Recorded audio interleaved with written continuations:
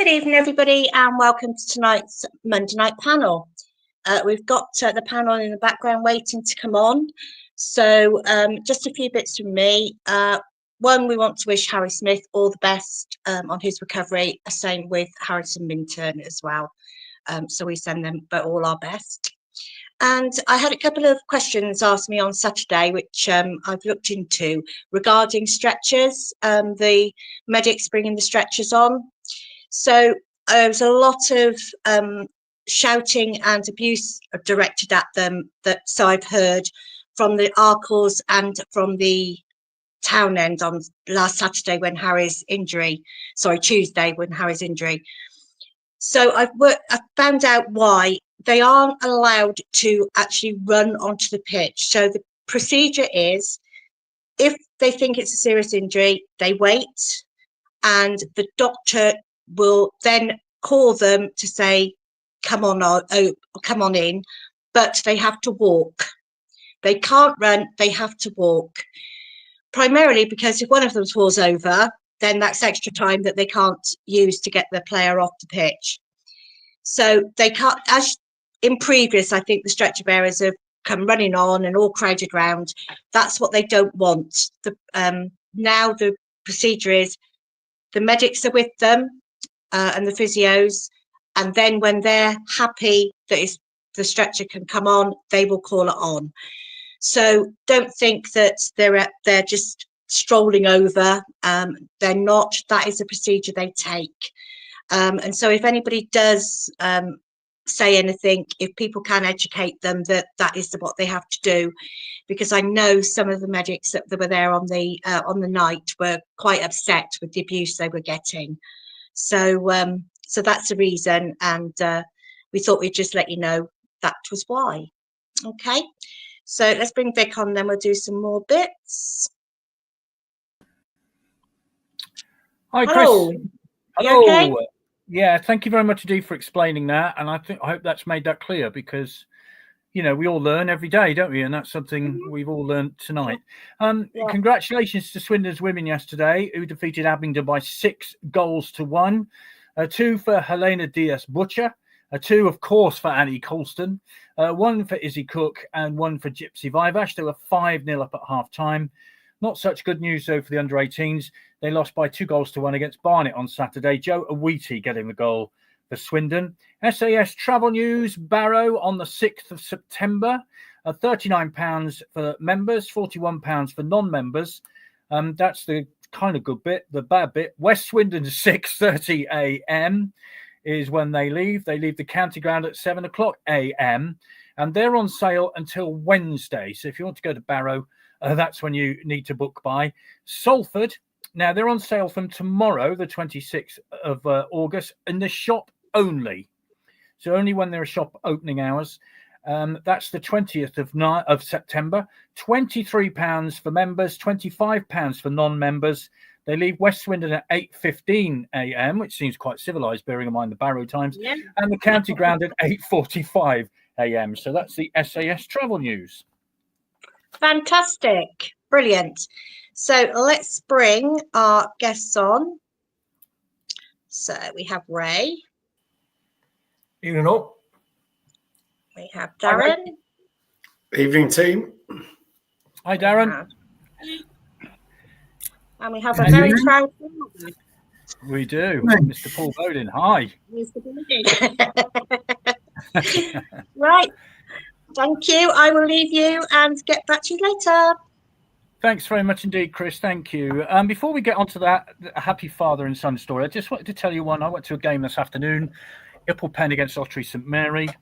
I don't think this has ever happened before, and it may well be unique. There was a blue card issued to one of the Ottery players, whose name was Jay Ritter, so he had to spend 10 minutes in the sin bin. Just as he was about to come back on, he was replaced by his dad, who then promptly got sent off in about 10 minutes later. So I don't think I've ever seen anything like that. Paul Bowden would never have been involved in anything like that, I'm quite sure.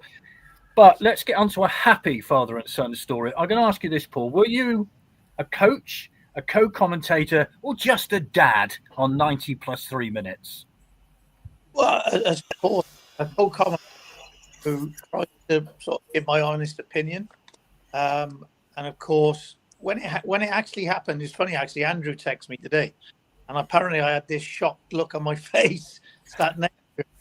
But it was kind of the way the game went, and the emotion of the game was kind of the paramount thing, because I felt we played really well. I thought we deserved a win, and then to concede a goal so late, it was almost let's hope rather than let's get the goal that we really deserve. But yeah, a bit of hope, and obviously a great run from midfield from, was it Kilkenny or Butterworth? One of them. And then a great little ball, and all of a sudden, Bill's just sort of dropped off the defender and just hit it, and it's like a spontaneous strike. And then there is a little bit of shock, isn't there, until it goes into the back of the net, and then you realise the importance. And I didn't realise that he never scored in the Town End either, but it's emotion, isn't it? It's an emotional game, and when it's your son as well, it adds to that. But at the same time, I've got to try and keep a bit of composure whilst in the co-commentary position. Oh, why? Just go bonkers. It doesn't matter, does it? What did he say to you afterwards? If you can let us into a family secret, what was he? What did he say? Well, the main thing was, number one, to win the game. He was delighted to get off the mark, and the fact that he scored at the Town, and he did say it was something that he always wanted. I think Sean grabbed him immediately afterwards in the tunnel. And, he said, "You'll be going round for a Sunday roast tomorrow around the family house." And he said, "No, we're actually having a barbecue." So I said on air, "You'll get an extra sausage for scoring." That was about as I could give him. Is he going to kick on from this? Because I guess, it builds up the fact that, he's come on a few times now and never really had a clear-cut opportunity. But now he's got that opening goal. He can kick on, can't he? Yeah, I think the trouble when you come on as a sub, you are desperately trying to either change the game or make something happen. And I think when he's come on, he started at Cardiff, which was a good opportunity, and he had one good chance in the first couple of minutes, but it was a kind of a snapshot.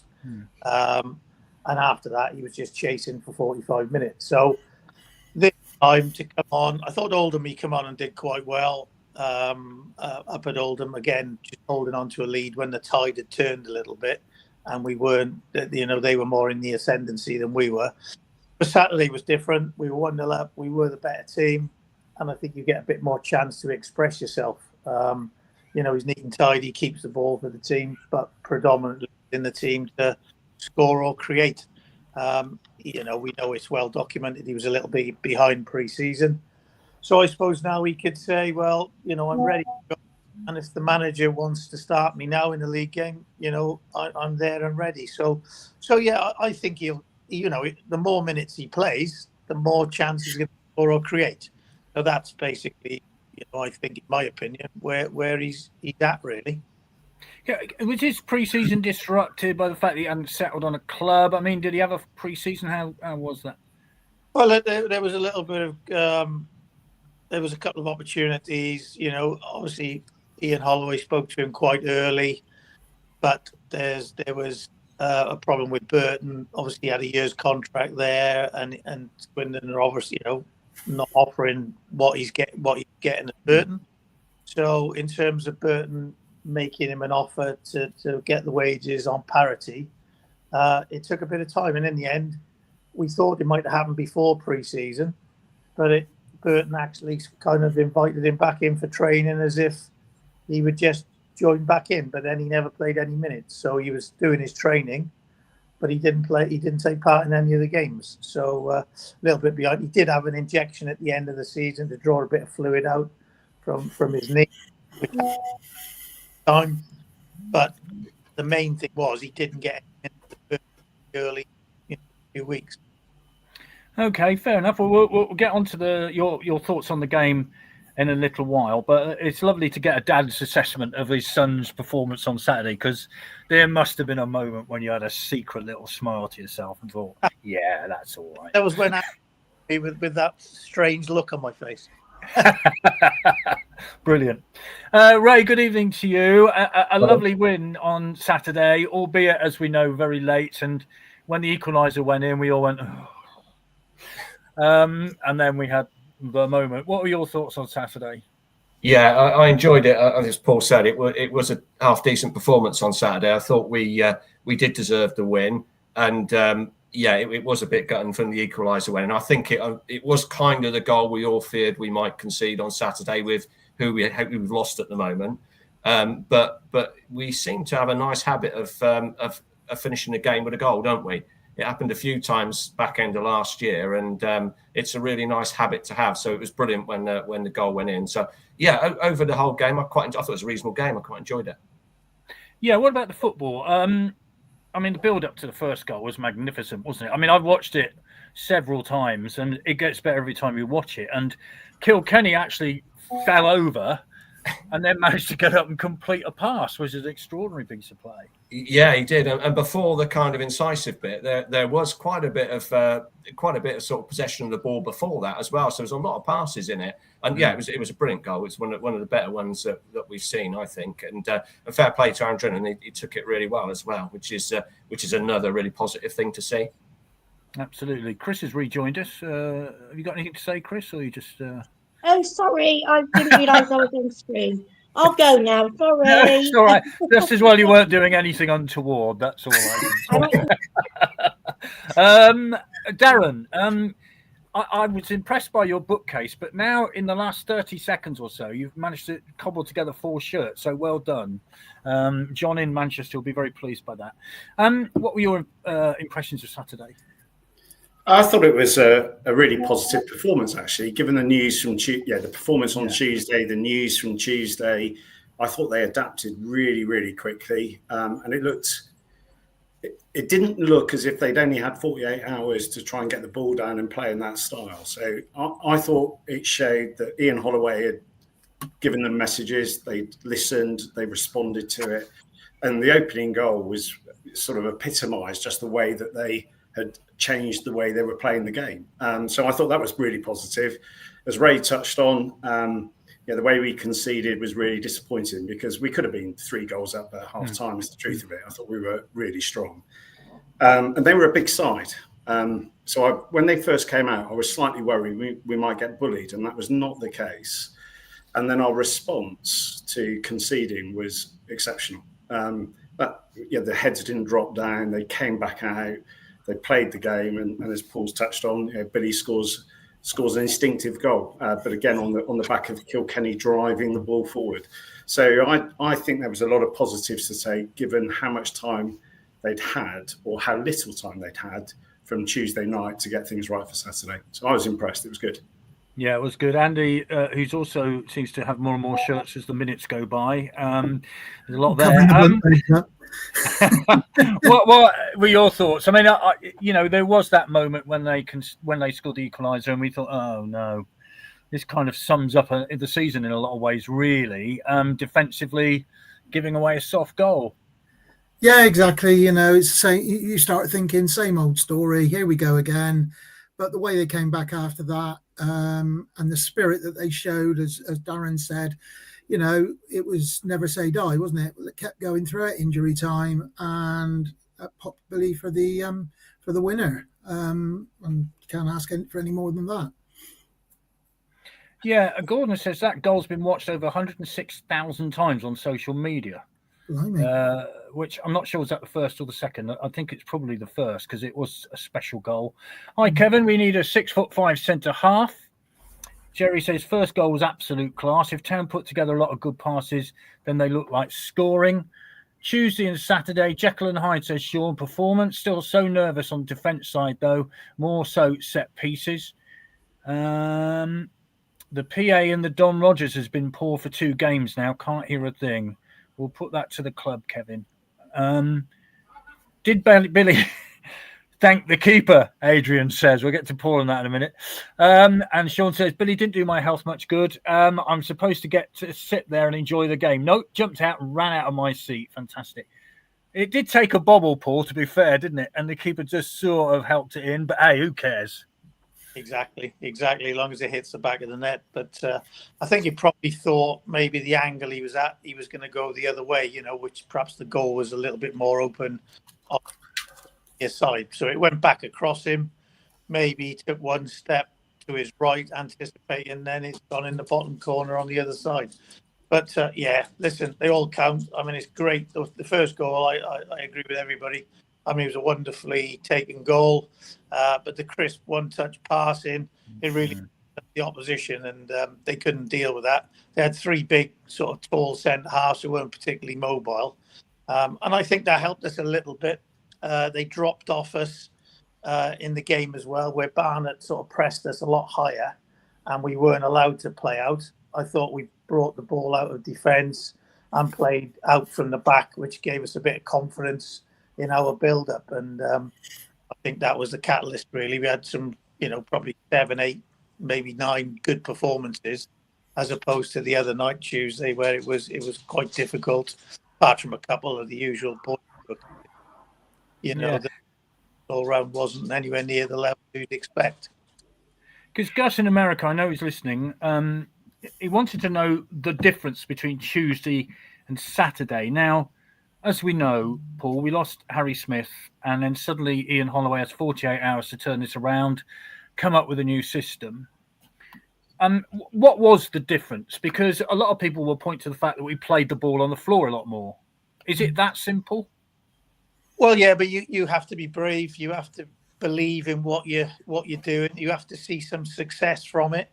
And there's nothing better, really, than the goal, to show that when you have got it on the ground and there is good link play from back to midfield to strikers and little angles, the angles of the passes are always important as well.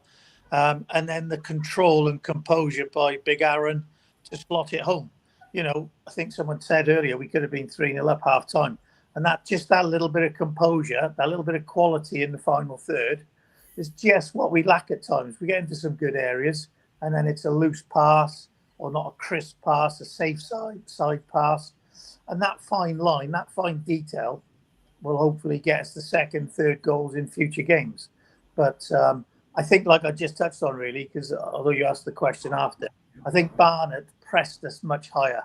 It was almost like as if they had nothing to lose. They wanted to come to Swindon, nice stadium, beautiful pitch, and have a real good go. They'd not got a point on the board. Where Shrewsbury came in, 13 new signings. I think 5 of them were new sort of starters. And they're gelling as we are. We got 11 new signings. And it does take time. There's no doubt some teams take a lot more time than others. Thankfully, we've got 11 new guys, but we've got 3 wins now on the board. And just getting that early success as well will help bed the new players in. Obviously, the slight change of formation. Harry Smith's a wonderful player, and maybe we get almost stuck in our minds. We have to go, in the air to him. Well, Harry's a player as well, and Harry likes to defeat and bringing people into the game. So, did it get a little bit one-dimensional? Possibly, but now we haven't got that real outlet. We got different outlets. Aaron Drinnen likes it in behind. He's got that pace to get down the sides or get through the middle. And maybe the other players recognise that as well. And they want to play it into feet and they want to link it and get closer to the player as he's receiving the ball. So there's variations to it. But I thought we played through, played around, and we played over at the right times as well. Yeah.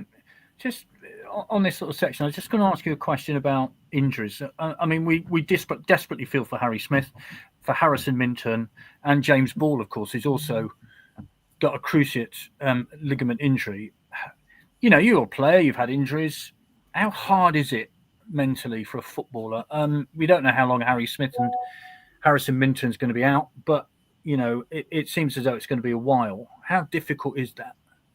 It is. I think in the modern game, it's obviously you've got the much better medical surgeons. You've got the full-time staff, not just one physio. You've got sports science. You've got performance guys. So you've got all the extra support that these players need. I think Bill's done his cruciate twice and come back. So it shows you it can be done. That was sort of within the last 10 years. I think 15, 20 years ago, if you did a cruciate, you would struggle to come back. But you really get the support now. And the operations are, I don't know what the actual percentage is, but it would be very high. And I'm sure he'll work as hard as he possibly can to get back on the grass again. And as will Harry and Paul, he's got a slightly less injury where he won't need an operation by the looks of it. But it's tough. You know, you do still do a few hours on your own in the gym because that's what you have to do. You know, you can't just have someone sat there watching, but predominantly there'll be a process to go through, you know, and when you get to each stage of the process, there's belief and then there's coming back. So, you know, we all wish Harry and Mintz a quick return, but it is going to, I would imagine it's going to be next season now. Well, of course, we wish them all the very best. And, you know, there's a human side to this. They're not just footballers, are they? They're humans, and whatever, they have feelings, and we should always remember that. They're just not footballers, they are people. And so we wish them all the very best. This is from John, our shirt monitor. Hi, very pleased to see the shirt situation, although I am loath to criticise Paul Bowden. I am wondering if he is taking Andrew Hawes' stance on minimalism, or doesn't he have any shirts? they're all mine, or in frames in a different room. I'm just sat in the kitchen. There you go. That's brilliant. Thank you very much indeed. And how dare you criticise Paul Bowden? Right, let's have a look at the lineup for Saturday. Ripley and goal. He got a yellow on 90 plus 6 minutes. Then across the back right, Mabete, who went off on 82 for Kirkman. Wilson Brown. And then in midfield, Snowden, who was replaced by McGregor on 82. Nichols, Kilkenny, Munro. And then Oldacre, who sat behind the two up front. He was replaced by Hatchabichaman on 69 minutes. And then Drinan, who was replaced by one Billy Bowden on 69. And then Pau Glatzel, who was replaced by Danny Butterworth on 82. What did you think of that lineup, Ray? Yeah, I wasn't particularly surprised by it. I thought he probably would go that way defensively, and ultimately it's a chance for the likes of Mabete to get a game like that under his belt, and I thought he did really well. He's I think, you know, the thing with him will be his decision making. That looks like he's not lacking anything physically. He's quite strong. He looks fairly comfortable on the ball. So I think it'd be that decision making thing. But he didn't really put a foot wrong on Saturday. So yeah, I was happy with that. I thought it would be like that. And alongside him, I think I forget his name now. The guy we got from Leicester, Wilson Brown. Wilson Brown, sorry, yeah, he had a really, really good game as well. I thought he looks like he's going to be a real player, and so I actually thought, you know, it was the difficult area was the defence. I think the midfield kind of picked itself with who we had out as well, and so I wasn't surprised by the lineup, and I thought Glatzel and would be involved in it as well. So probably pretty much what I'd have thought he'd have gone with, really, but good thing it worked, didn't it? So. Yeah, Darren, it certainly did work. And they are players who can play the ball around, aren't they? You know, you would imagine that Wilson Brown at Leicester, for instance, he's been schooled in playing the ball around. That's kind of a high level. I'm very impressed with Snowden and Munro. I think they look really comfortable at this level, albeit they haven't had much senior football. Yeah, but they're getting some now, aren't they? And that's the thing. And they look like players that can keep improving, which is a really good thing. So I think in that respect, we're lucky. I think the other thing as well, obviously, there's like 3 major injuries in there that have taken most of our physicality out the side. We still had a bench that looked like it could affect the game on Saturday, and it did. Not only the forward players, we've always mentioned a little bit about that, but also Kirkman come on, and he looks so composed. Yeah. And so I think, you know, squad-wise, it's better than we've seen in a lot of recent seasons. So that was another plus that Saturday for me. Yeah, Darren, what do you think of that? I mean, the younger players have come in, as I've said, not much experience. I know Wilson Brown, I think, went off to Scotland, but didn't play any games because of injury. But, you know, these are learning, aren't they? These have come from sort of under 21 football, if you like, to men's football all of a sudden. Yeah, I agree. I think Paul touched on it on the back end of post-match commentary. Yeah, it's a step up, isn't it? It's more competitive. It's more physical. You know, there's going to be, you know, the odd elbow, the stepping on the toes, all of those little tricks are going to be in this part of the game now in League Two.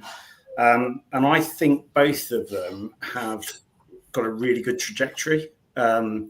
yeah, you look at the Walsall game and where they are. And Oldham and just those minutes there for Mabetti. I've been really impressed with Wilson Brown. For me, I think he looks a really good quality player. He's strong. He seems composed and mature. And as you say, Snowden and Munro have both grown as well. So they've done really well in my view, particularly at a time when there's probably quite high expectation. There's a bit of pressure. There's a change on them. There's a lot of things in that operating environment that they're sort of having to cope with. And I think they've done really, really well. We're only 5 games in, of course. There's a long way to go. But if they keep going on that trajectory, by game 10, 11, 12, I think we're going to have a couple of really good centre halves there. And if we're bringing other people in, they'll only learn more from them quickly. And my sense is we've got changes from the bench. So as Ray touches on, Kirkman, McGregor, they're good players. So if somebody's tiring, there's a bit of cramp or anything coming into it, we've got options coming off the benches. It's promising. Yeah. In Lee, you mentioned we got Crewe on Saturday. Of course, they lost 1-0 to Gillingham on Saturday, so they lost a 100% record. But just looking at the league table, which, all right, 5 games in. Crewe are top, played 5, got 12 points and a goal difference of 7. Chesterfield in second, played 5, 12 points, 3 is their goal difference. Then came MTK Dons, played 5, points 11, goal difference 8. And then outside the automatics in August, Grimsby are 4th, played 5, got 11 points, a goal difference of 5. Gillingham are 5th with 5 games played, 11 points and 5 goals difference. Bromley are in 6th, 5 games played, 9 points, 3 goal difference. Walsall in 7th, 5 played, 9 points, 1 goal difference. And then Swindon on a level goal difference, played 5, points 9. They're a delightful all or nothing team at the minute, Andy. They either win or they lose. It's that simple. Yeah, they certainly do. It's early days, though, isn't it, Vic? So I think the teams that you were expecting to be in and around the top are probably already there. The likes of Chesterfield, the likes of MK Dons, Walsall are there or thereabouts. So there's no real surprises at the moment. I think Crewe will be quite an interesting one. As long as it's not the same as it was last season, a 0-0 draw, wasn't it? Up there last season wasn't the most spectacular of games. But yeah, it's going to be an extremely close and tight league, I think, this season. I think there's several teams that are going to be in and around the top.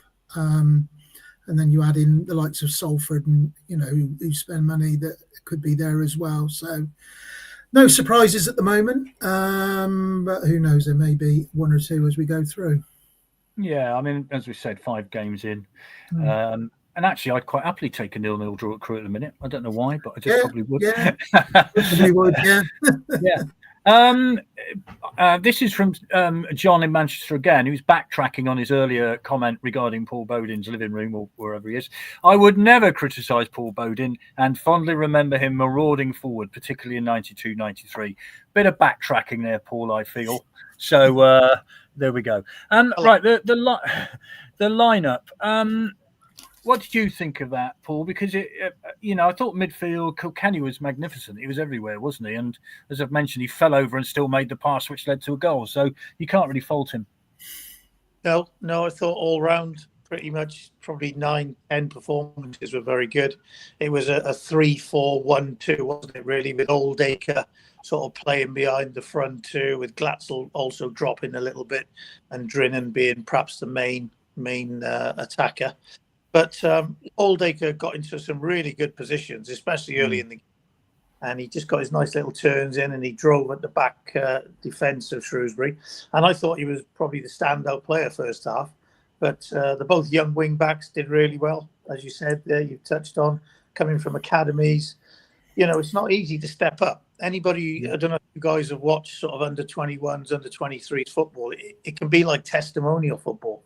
And they take chances, they take high risks, they get goals conceded, from silly things, silly mistakes. So they've had to step up.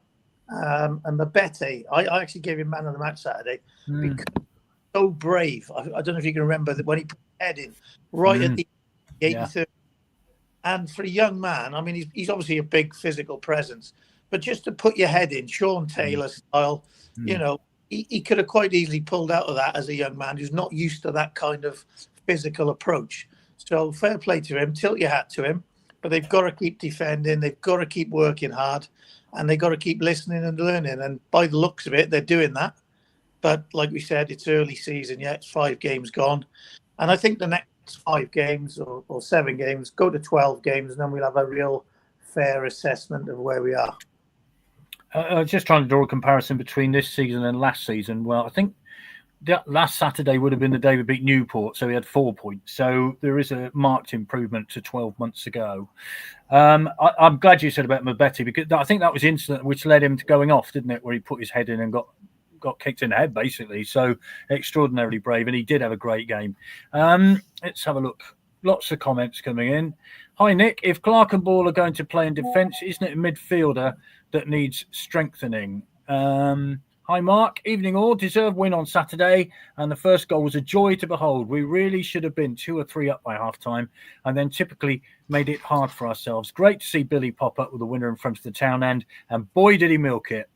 Do you know what? I think everybody who's a Swindon fan would have done exactly the same.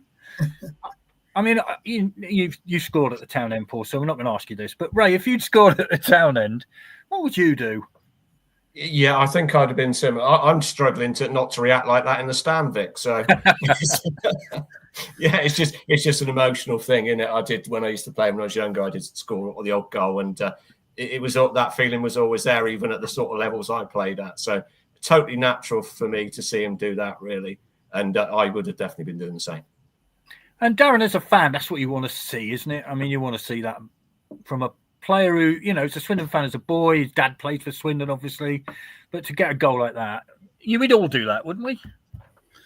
100%. And, I think there's, dare I say it, I think, Paul, when you're following in your father's footsteps, it's probably a little bit more pressure, isn't there? And there's a little bit more to it in some ways. So the way he scored it, to not just score, but the manner of the goal and how important it was in the context of that game, that 96 odd minutes. You're just it's euphoria, and that's the emotion of football, isn't it? That's why we love it, whether you're following non-league football, your national team, your club team. People go there for that emotional component, and to see it spring out and him talk about it so passionately after the game as well, it just lifts the fans, and particularly the young fans who, we talked earlier there about Sean Taylor and Zippy and others, Colin Cooler. We've all got our heroes, and there's those young fans now looking for their heroes, and they will have watched that on Saturday, and they'll go back talking about that when they go back to school, next week. That'll be what they're talking about. Probably not the first goal. They'll be talking about Billy's goal second half. Although I do think that first goal was a thing of beauty, and if you had a sort of exhibition to put goals in, it would be in there, wouldn't it? I mean, it's a beautiful thing. It's be there for goal of the season already, isn't it? It's absolutely, yeah. Andy, would you do that in front of the Town End? God, most definitely, yes. Never likely to score in front of the Town End, but you wouldn't stop me. I would milk as much as I could, I think, having been a Swindon supporter all my life. What is it like scoring in front of the Town End, then, Paul? Well, it's fantastic, isn't it? And I said, in the context of the game, if you score in the first minute, it still gives you a great advantage. But when you score that late, and in the Town End, where there's obviously thousands stood waiting and hoping and praying and sucking the ball into the net at times, I mean, it's fantastic. I mean, you've seen players jump over the rails, take their shirts off and throw it. I mean, you've got to be careful nowadays because you get booked and you're not allowed to probably stand on the railings and all that sort of stuff. But that's emotion. If we take emotion out of the game, we might as well all pack in now, mightn't we? And I get so annoyed watching Premier League games when someone scores a great goal and they realise that there might be an element of doubt and they're waiting around for 3-5 minutes. I mean, it's ridiculous. I really don't watch hardly any Premier because of that. I just find that absolutely destroying the game, in my opinion. Yeah, I think that's one of the modern things that most people would be not unhappy to see the back of, because it does. You score a fantastic goal. I always remember many years ago, Paul Rideout scoring an absolute screamer on his debut. and it got ruled out because David Peach was offside on the far touchline, and you just think, yeah, well, David Peach wasn't interfering with play, allow the goal. Luckily, he scored a header later on. So, those are the moments you remember. 13 passes for the first goal, says Daz. The difference between Tuesday and Saturday, Barnet had Idris Kanu. John Doyle, Smith not able to play, so are we going to replace? And on Tuesday, just a few too many overhit passes. I think Holloway looking, but will be hard to find anything in the caliber of Smith, he says. The Prince needed to show a little more desire. We'll get on about him in a minute. Does injured turn up on match days, home and away? Do you, Paul, if you're injured, do you turn up? I think it depends, really. Obviously, these boys are going to be waiting for their operations or quite a bit of pain. I mean, we don't know exactly the individual detail on that, but I certainly hope they're not in pain. I mean, I remember when Bill had his, you just want to just completely rest and not do anything because you've got to go through that process. You might be going up to London to see surgeons and getting second opinions, so his time will be taken away. Family, getting your close family around you and supporting you, and people perhaps who you've not seen for a while. There may be a break before the operations where they can just go away and just get away from it a little bit. I mean, if you're really keen on it, there's no doubt, and they can get a lift. They probably won't be able to drive, I wouldn't imagine. So lifts and getting to the games. So I think they'd like to be around the training ground, but the practicalities are until they get back into their rehab, and that'll be the biggest change really, their operation that they'll have to undergo. Yeah. Talking of legends, Ray, there aren't many bigger than one gentleman who was honoured on Saturday with, you might have noticed a picture of the statue in the opening to this particular programme. I mean, John Trollope MBE, they don't come much bigger than that, do they?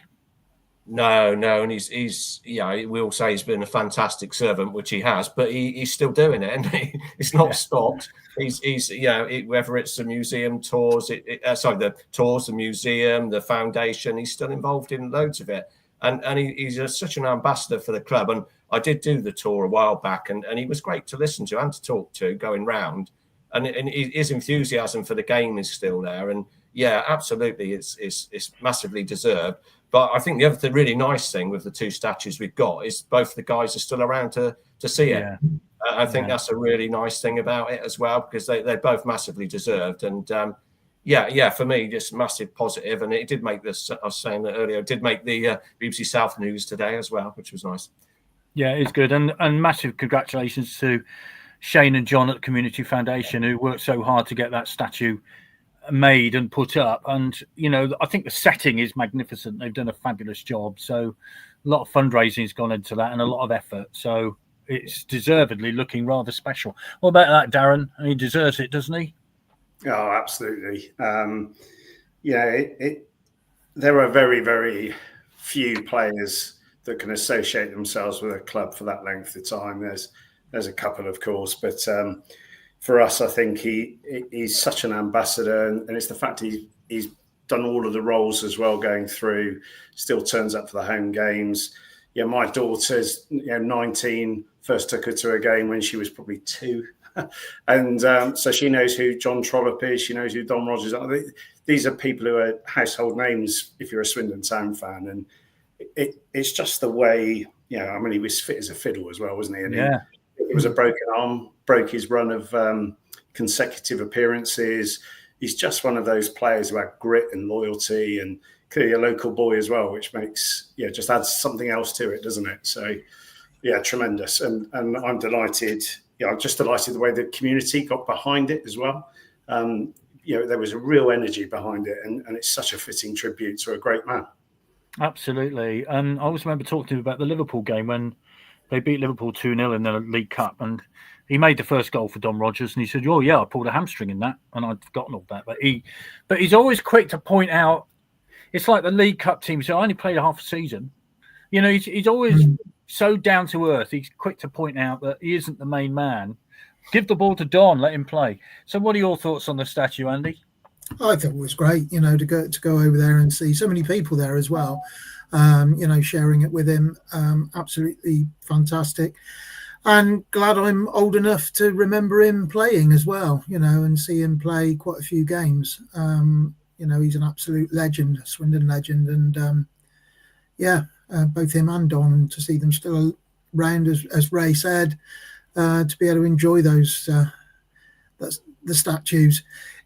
Again, it was quite interesting. His, when he pulled the flag off, and he almost looks not embarrassed, but sort of a bit, bewildered, didn't he? Sort of, he's a very modest man indeed. Yeah, because I said to him about the fact that, when they were lowering the statue onto the plinth, I said, the statue looked quite good in the air. And he said, well, it's better than the air than I was. Which is amazing. Yeah, the first thing he said, I'm a bit younger then, wasn't I? Hi, Claire. Absolutely incredible to have both the statues and by such a talented craftsman. Very humbling to see them both. Alan Herriot, what a job. Absolutely fantastic. Nice tribute to Harry from Team on the shirt. I didn't notice that from where I was sitting, but of course they had the name of Harry on a shirt which they held up at the end. A great result of the weekend. The only issue I had sat in the Don Rogers stand at half time, one of the playing staff coming down to the stand saying to a fan, get out of my way. And I had the pleasure at full time. He said it to me, no manners, not saying who, excuse me. Oh, well, that's pretty bad, whoever that might be. Hi, Alistair. The style we played on Saturday was brilliant. We passed and moved and kept it moving better than booting it high up into the opposite box. Well done, Town. Remember when Paul played there, were Swindon fans behind both goals. Yeah. Sean says, I'll end up in the Town end. That's if he scores, of course. John Trollope, Paul, how much does he mean to the football club, do you think? Well, he's dedicated his life, hasn't he, to the club in many respects. A one-club man, which very rarely happens in the modern game, for sure. But it's testament to John. I mean, you've already said lots of positive things about him. He's all down-to-earth man. He still loves the game. He had his ill health last year. Popped in to see him over at Rawton. And he still loves telling stories. He's still got the enthusiasm for the club.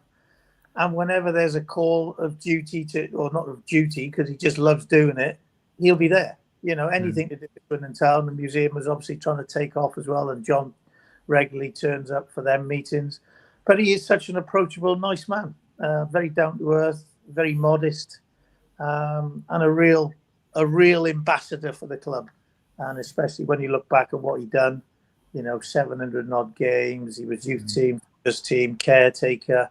I mean, he pretty much did everything in the club. And I remember, unfortunately, the other side when he actually left the club, and that was under a real cloud. I mean, It was disgusting how he was treated at that time. But thankfully, we actually, I perhaps helped turn him around as well, because he was doing some work at Wolves with the under-18, under-16s, and still living in Highworth at the time. And, we approached him, Jeremy Newton and myself, and said, John, why don't you come back and help the youth, the kids at this club? And we got him back for a short space.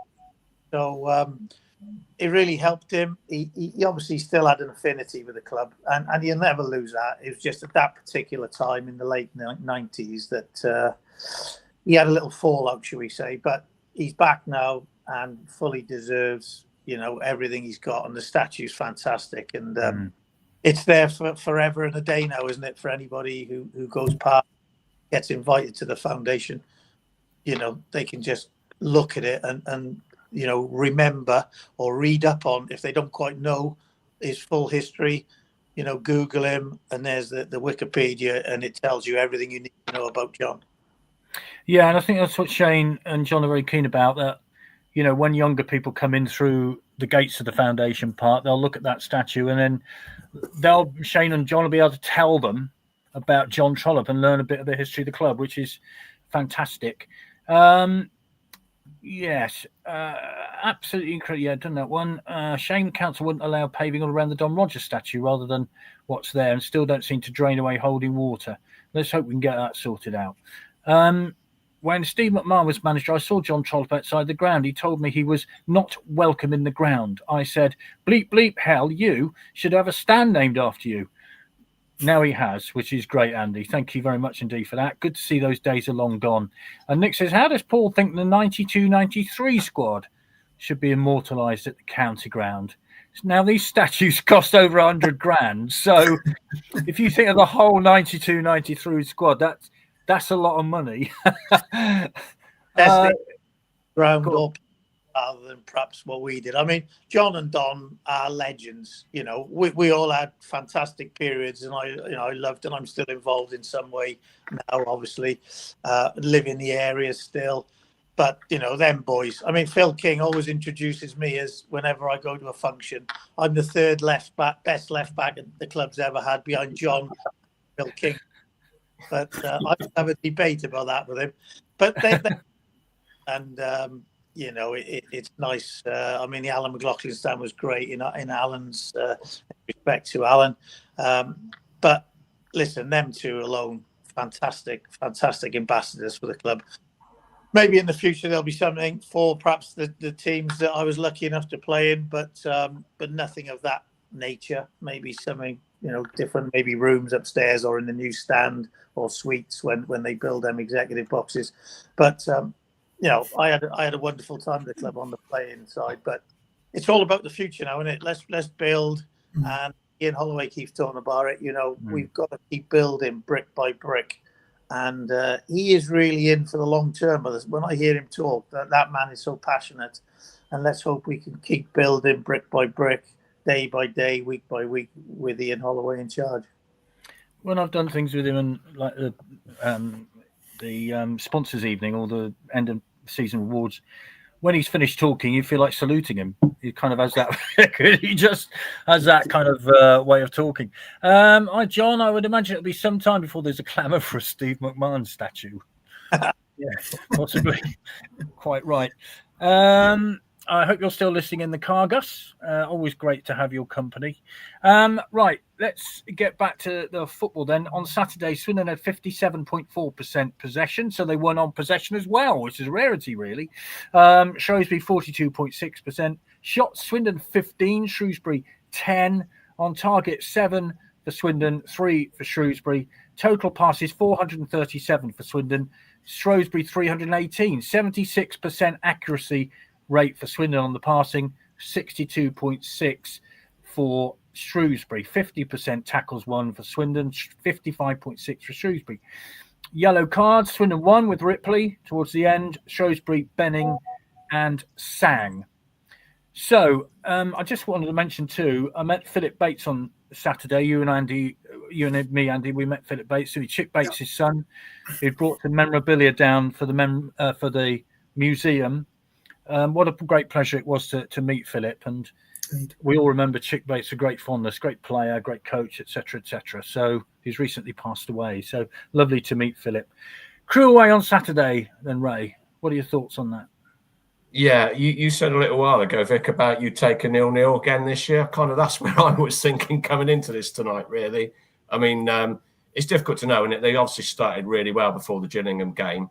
And it looks like they're creating some chances as well. So that I think it'll be a real test for us. And I think if we come back with a point, that'll be a very good point at this stage, in kind of as the team's bedding in. So yeah, that's kind of where I am. And obviously 3 points would be exceptional. But I think if we come home with something, that'll be a good day's work. And sorry, Phil, just saying we're going through the stats as well. I was just thinking, you mentioned numbers of tackles and cards. I actually thought the referee on Saturday is one of the best we've had in a long time. He actually let people tackle, and he got on with the game. I was really quite impressed with him on Saturday. Yeah, very good point, Darren. I mean, I can't really remember the referee, which is always a good sign, isn't it? Yeah, it's a very good sign. And I think there were a couple of occasions where there was a bit of gamesmanship going on. People were going down a bit light, and he waved things on. You know, the odd touch in the back, and somebody goes over. There was one up by the linesman second half, which he just played on. I thought he played the advantage really well a couple of times, actually, in truth. So yeah, as you say, when you don't see the referee and you're watching the game more, and it's not being interrupted, yeah, that suits the fans, and I think it suited our playing style on Saturday. I thought when we passed decisively as well. So we were always looking to open things up. And what I would say, because I know a few people have commented, I thought Tom Nichols actually created a lot of space for us. I thought whilst he didn't see a lot of the ball, his movement off the ball, the switching over, created space for others and for Kilkenny to break through. So it's, there are those times where it's what you're doing off the ball that matters, and I think that's going to be important on Saturday. I can't see us not conceding. So I'm gonna, there is. I love to be an optimist, but I'm going to be a realist. I think we'll concede. So I think let's go there hoping for a point. 1-1 is going to be my prediction for Saturday. Well, Steve reminds me here, Crewe hit the bar 3 times against Gillingham. He'd gladly take a 0-0 draw. So there we go. Interesting, isn't it? The referee was Lee Swaby. The assistants were Kevin Howick and Ollie Williams, and the fourth official, the appropriately named Kevin Morris. So he was the fourth official on Saturday. What were your thoughts on that, Andy? I thought the game flowed. It wasn't a bitty one. And the bit about actually, I was going to mention the Barnet player on Tuesday who went down in the penalty area and went as though it was the end of his career, and then just got up and promptly ran away when the referee told him to get up, which I thought was hilarious. But what about the referee on Saturday? Yeah, as Ray said, the referee, I think you didn't even notice he was there, did you? And he made sure that, with any play acting and what have you, he kept on top of it. So I think he had a really good game. As for Saturday and away to Crewe, I think there will be goals. I can't see it being a 0-0. I'd like to think we'd come away with at least a point. So I might go for 2-2, I think, Saturday. Fair enough. Gamesmanship, Mr. Bodin, you would never, ever enter into such skullduggery, would you? But do you understand? I mean, it always makes me laugh when people are moaning at teams who are 1-0 up away from home about them wasting time. And I think, well, of course they're going to do that. So what's your view on it? Yeah, I think depending on how the game's going, I mean, I think it's more prevalent now, isn't it, than it perhaps was years ago. But lockdown and taking the ball into the corners, I think that'll always happen and continue because, if you feel you're under pressure and you've got the ball in the opponent's half, high pitch, it's as far away from your own goal as possible. And if it's such a tight game, there's only one goal in it, then players will do that naturally. But I think referees do the gentle touch in the back, don't they? I mean, if you just put any hands on an opponent now when he's shepherding the ball, and they just fall on the ball with the slightest of touches. And I just think that's one of the things that I really dislike, that players do buy that free kick and the referee falls for it more often than not. But as you all agreed, the other on Saturday, I thought he was excellent. Yeah. He did. Well, there's always a word I use, common sense, and I know it's hard to use in football with the laws and etc. But if they could only be allowed to use a bit of common sense at times, and I thought he was excellent on Saturday with the officials around him as well. Yeah. Ray, it's an interesting one. Oh, I've got to find it because it's some way back. I was going to keep it and now I can't find it. But it was a question about Jake Tabor or Tabor, whichever you wish. I know it's here somewhere. I'll find it in a second. Don't worry. We have loads of comments tonight. So anyway, the question was, and I apologize for the person who sent it in because I can't find it. What about Jake Tabor? Would you put him in? Or would you keep the same side as Saturday for Saturday's game? I wouldn't be looking to put him in Saturday, I don't think. As I've said before on here, I've got faith that he will score goals given the chance, but it's in the right circumstances. He will get game time, but I thought Saturday, I wasn't surprised he didn't come on Saturday because the way the game had gone, we just kind of gone backwards a little bit, and we needed to get the ball forward, which Billy and also Butterworth can do. So I wasn't surprised that those two changes were made ahead of him on Saturday. I think if the score had been 3 or 4-0, we might have seen him on Saturday. So he'll get sort of brought into it bit by bit, and then we'll see. I'm still reasonably confident he'll develop into a player for us. But I'm not surprised he's not in there at the moment. Yeah. What was it? Yeah, that was Dewey Jewels. Thank you very much, Dee, for that. And here's one from Kevin. The Prince needs to show a little bit more desire. What about Prince Will Hetchabituman, Darren? I think there are many ways of pronouncing it. I'm just going to call it that. If it's wrong, it's wrong. But what are your thoughts? Well, I'm going to stick with Prince. So I think it's, as we touched on earlier, with players coming in, they're finding their feet. And it's how you're playing to your style, isn't it? So the individual style and the player's style have got to match. Tobal, we saw pre-season, he came on at Melksham. I thought he looked lively. So he's had that little bit more sort of game time. And I think the game against Reading in the trophy is the game for these young players to perhaps be given 60 minutes, if not 90. And certainly when he's come on, so clearly the Cardiff game and at Oldham, he's shown he's got ability, he's got pace. It's just putting the ball in where he wants it to be. And I think when he's got his back against the defender, it's a difficult place for a young man to be sort of starting up. So I think there's a talent there. I mean, clearly there's a talent there. He's at a well-established football club. I think we've got an opportunity to use him wisely. Reading will be the game. And then as Ray sort of touched on, it's the chance to make a difference off the bench a bit later on as the games develop, I think. When sides are stretched, when the big centre halves, Paul mentioned it earlier, they're not that mobile when they're that big. And that's the sort of player he wants to be up against, is my sense. Both Echebichamans could be playing at Reading again when it's the Reading game, because his brother's at Reading, isn't he? So that'll be interesting. Yeah. Good luck, Andrew Halls, with that one. What about Jake and Prince then, Andy? What are your thoughts on that? I mean, he scored a fabulous goal at Cardiff, didn't he? He did. And, at Cardiff, you look at it and the way he played, he was chasing after everything, wasn't he? So he's been a little bit disappointing the last couple of games. Perhaps the way he played at Cardiff, I don't know. He seems to just want the ball played to him, and he's not really, I don't think, had the opportunity to take a chance so far in the last two games. As for Jake Tabor, I think what Ray said earlier, he is one for the future. I think he'll get his chance. He'll probably get his chance against Reading next week. And he'll score goals. He's a poacher, isn't he? So he's going to be in there, in and around the goal, and a different sort of player than the likes of Billy, etc., who can play a bit more. He'll poach and get that little flick on and score some goals. I think eventually he'll score a lot of goals for us. Well, let's hope it is very soon. Hi, Daz. 3-1 the Town on Saturday. A Bodin hat-trick. There you go. If you like to pass that on to Billy, there's no pressure there then. What about young players like that, Paul? Because they're coming into... I mean, there was a moment on Saturday when he had the chance to do something first time, but he took a step over. And I guess it's things like that, isn't it? Knowing when to get rid of the ball, when to hold on, things like that.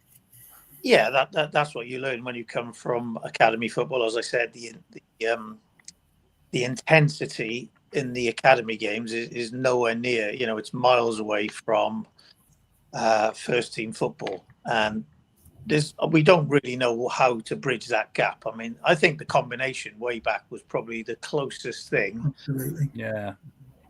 In a first team environment, so it's very difficult. If we get another striker in, it'll be interesting then. Do they drop down the pecking order a little bit?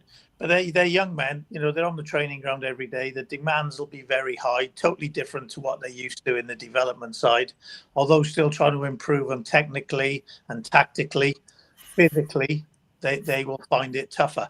And, somebody like Tabor, he might be finding it difficult in training. We don't know that, do we? I don't think that would come out publicly. And the manager wouldn't want to say that because he'll try and build him with confidence.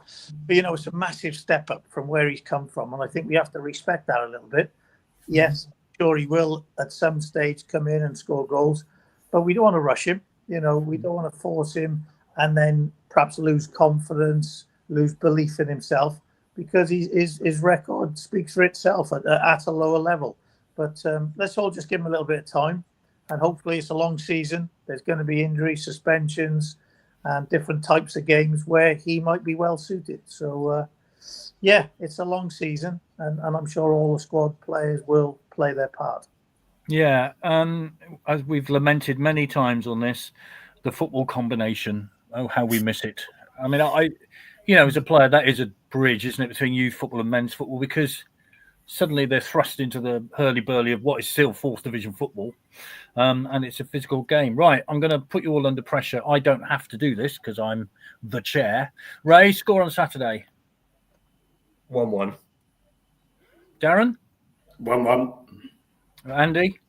2-2. Mr. Bowden? I'll go for a 2-2 as well. Excellent, very good. Well, it'll be well worth getting up very early because remember, it's a 12:30 kickoff. Thank you very much indeed, Sky. Thank you very much indeed, gentlemen. It's been an absolute pleasure, and Mr. Bowden, it's always a pleasure to have you on, especially as a dad talking about his son getting that goal. It's a fabulous moment, and you must be deeply proud of that. So well done, and pass on our best to Billy as well because we enjoyed it hugely. Did we not, Chris? Absolutely. Chris is on mute for some reason. Hello. No, you're back on mute again. There you go. Off now.